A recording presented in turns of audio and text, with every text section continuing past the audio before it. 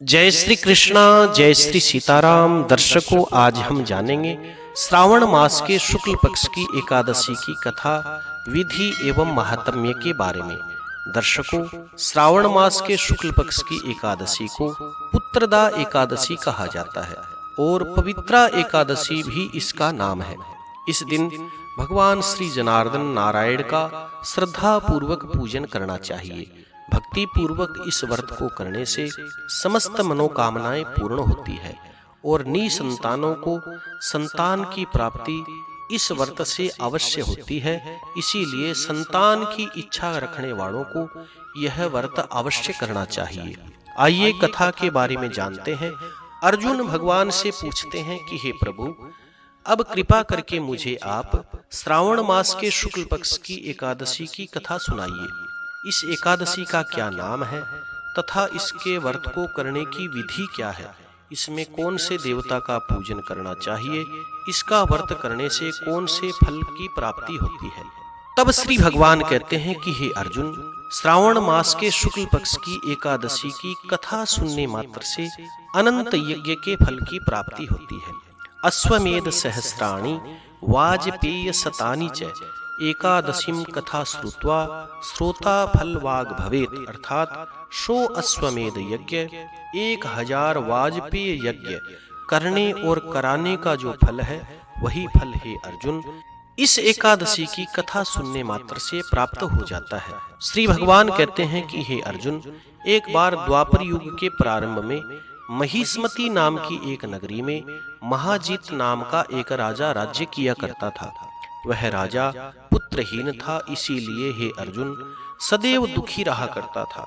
उसे वह राज्य, सुख, वैभव सब कुछ बड़ा ही कष्टदायक, दुखी प्रतीत होता था, क्योंकि पुत्र के बिना मनुष्य को इस लोक और परलोक दोनों में सुख नहीं मिलता। हे अर्जुन, राजा ने पुत्र प्राप्ति के लिए बहुत सारे प्रयत्न किए, उपाय किए, परंतु हे अर्जुन उसके सारे के सारे यत्न प्रयत्न सभी विफल रहे। जैसे जैसे राजा महाजीत बुढ़ापे की ओर बढ़ रहे थे, वैसे वैसे राजा महाजीत को पुत्र के लिए बड़ी चिंता होती जा रही थी। एक दिन राजा महाजीत ने सभा को संबोधित करते हुए कहा कि मैंने न तो अपने जीवन में कोई भी पाप कर्म किया, न ही अन्याय पूर्वक प्रजा से धन इकट्ठा किया, न ही कभी प्रजा को सताया, न कभी देवता ब्राह्मणों का अपमान किया। मैंने प्रजा को सदैव पुत्र के समान पाला है, कभी किसी से द्वेष नहीं किया, सबको एक समान मानता हूँ। मेरे राज्य में ऐसे कानून भी नहीं है जो प्रजा के अंदर बिना कारण भय पैदा करे। इस प्रकार धर्म पूर्वक राज्य करने पर भी मैं इस समय बड़ा भारी दुखी हूँ। इसका क्या कारण है मेरी समझ में नहीं आ रहा। आप इस पर विचार करें और इसका क्या कारण है। क्या इस जीवन में मैं इस दुख से मुक्त हो सकता हूँ? इस प्रकार राजा ने अपनी सभा में कहा। राजा के इन दुखी वचनों को सुनकर के दुख के समाधान के लिए मंत्री आदि बन के अंदर चले जाते हैं, ताकि वहां जाकर के किसी ऋषि मुनि को राजा की सारी कष्ट व्यथा बता करके कोई उनसे समाधान पा सके। वहां वन में जाकर के उन्होंने बहुत सारे ऋषि मुनियों के दर्शन किए। उस स्थान पर वयोवृद्ध और धर्म के ज्ञाता महर्षि लोमस जी रहते थे। मंत्रीगण सभी लोमस ऋषि के पास गए। उन सब ने जाकर के महर्षि को यथा योग्य प्रणाम किया और उनके सामने बैठ गए। उनके दर्शन से उन सब मंत्रीगणों को बड़ी प्रसन्नता हुई और वे महर्षि लोमस जी से प्रार्थना करने लगे कि हे महर्षि, हमारे अहोभाग्य है, हमें आपके दर्शनों का सौभाग्य प्राप्त हुआ। इस पर महर्षि लोमस कहते हैं कि हे मंत्रीगणों, आप लोगों की नम्रता, सद्व्यवहार से मैं अत्यंत प्रसन्न हूँ। आप मुझे अपने आने का कारण बताइए। मैं आपके कार्य को अपनी शक्ति के अनुसार अवश्य करूँगा, क्योंकि हमारा शरीर परोपकार के लिए ही बना है। लोमस ऋषि के ऐसे अपनत्व से भरे हुए वचनों को सुनकर के मंत्रीगण कहते हैं कि हे महर्षि, आप हमारी समस्त बातों को जानने में ब्रह्मा जी से भी ज्यादा समर्थ है। अतः आप हमारे संदेह को दूर करिए। महिष्मती नाम की नगरी के हमारे महाराज महाजीत बड़े ही धर्मात्मा प्रजावत्सल है। वे प्रजा का पुत्र की तरह धर्म के अनुसार पालन पोषण करते हैं, परंतु हे महर्षि वे फिर भी पुत्रहीन है। हे महर्षि, इससे वे अत्यंत दुखी रहते हैं। हम लोग उनकी प्रजा है, हम भी उनके दुखों से दुखी हो रहे हैं, क्योंकि प्रजा का यह कर्तव्य है कि राजा के सुख में सुख माने और दुख में दुख माने। हे महर्षि, हम सभी प्रजाजनों को उनके पुत्रहीन होने का अभी तक कोई भी कारण पता नहीं चला। इससे हम आपके पास आए हैं। अब आपके दर्शन करके हमको पूर्ण विश्वास हो गया कि हमारा कष्ट अब दूर अवश्य ही होगा, क्योंकि हे महर्षि, महान पुरुषों के दर्शन मात्र से ही प्रत्येक कार्य की सिद्धि हो जाती है। हे महर्षि, अब आप हमें बताने का कष्ट करें कि किस विधि से हमारे महाराज पुत्रवान हो सकते हैं। हे महर्षि, यह आपका हम सब पर व हमारे राज्य की प्रजा पर बड़ा ही उपकार होगा। श्री भगवान कहते हैं कि हे अर्जुन, ऐसी करुण प्रार्थना सुन करके लोमस ऋषि जी नेत्र बंद करके राजा के पूर्व जन्मों पर विचार करने लगते हैं। कुछ पलों के बाद में विचार करने के बाद में वे कहते हैं कि हे मंत्रीगणों, राजा पिछले जन्म में अत्यंत उदंड था तथा बुरे काम किया करता था। उस जन्म में यह एक गांव से दूसरे गांव में घूमा करता था और एक बार ज्येष्ठ के महीने के शुक्ल पक्ष की निर्जला एकादशी के दिन की बात है। यह 2 दिन से भूखा था और दोपहर के समय जलाशय पर जल पीने के लिए गया। उस स्थान पर उसी समय एक ब्याई हुई गाय आई और जल पी रही थी। राजा ने उसको प्यासी ही भगा दिया और स्वयं जल पीने लगा। हे मंत्रीजनों, इसलिए राजा को ये दुख भोगने पड़ रहे हैं।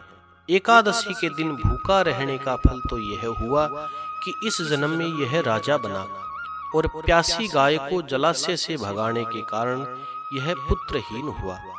इस बात पर वे सभी सभासद विनती करने लगे कि हे महर्षि, शास्त्रों में ऐसा लिखा है कि पुण्य से पाप नष्ट हो जाता है, अतः आप हमें कृपा करके कोई ऐसा उपाय बताइए जिससे हमारे महाराज महाजीत पूर्व के जन्म के पाप को नष्ट कर पाए और उन्हें पुत्र की प्राप्ति हो। सभासदों के इन वचनों को सुनकर महर्षि लोमस जी कहते हैं कि हे मंत्रीगणों, यदि तुम सब मिलकर के श्रावण मास के शुक्ल पक्ष की पुत्रदा एकादशी का व्रत और रात्रि को जागरण करो और उस व्रत का फल राजा को प्रदान करो, तो तुम्हारे राजा के यहाँ पुत्र उत्पन्न होगा और राजा के समस्त दुख नष्ट हो जाएंगे, राजा सुखी हो जाएगा।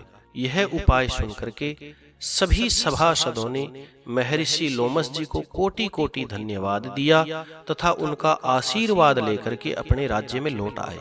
उसके बाद में उन्होंने लोमस ऋषि के कहने के अनुसार श्रावण मास के शुक्ल पक्ष की पुत्रदा एकादशी को श्रद्धा पूर्वक व्रत किया और रात्रि को अत्यंत श्रद्धा पूर्वक भगवान का कीर्तन स्तोत्रों का गान करते हुए जागरण किया।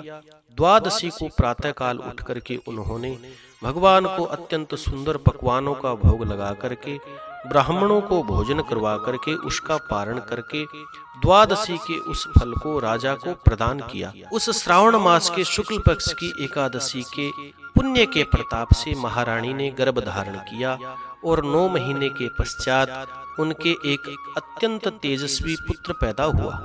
भगवान कहते हैं कि हे अर्जुन, इसीलिए इस एकादशी का नाम पुत्रदा एकादशी पड़ा। पुत्र की इच्छा रखने वाले मनुष्य को चाहिए कि वे विधि पूर्वक श्रावण मास के शुक्ल पक्ष की इस एकादशी के व्रत को करे। इस व्रत के प्रभाव से हे अर्जुन, इस लोक में सुख और परलोक में स्वर्ग प्राप्त होता है। इस कथा का सार यह है कि व्यक्ति पाप करते समय यह नहीं सोचता कि वह क्या कर रहा है, किंतु शास्त्रों से हमें विदित होता है, पता चलता है कि व्यक्ति का छोटा सा पाप भी उसे महान कष्ट भोगने पर विवश कर देता है। अतः मनुष्य को हमेशा पापों से डरना चाहिए। यह पाप ही है जो हमें नरकों की ओर लेकर के जाते हैं।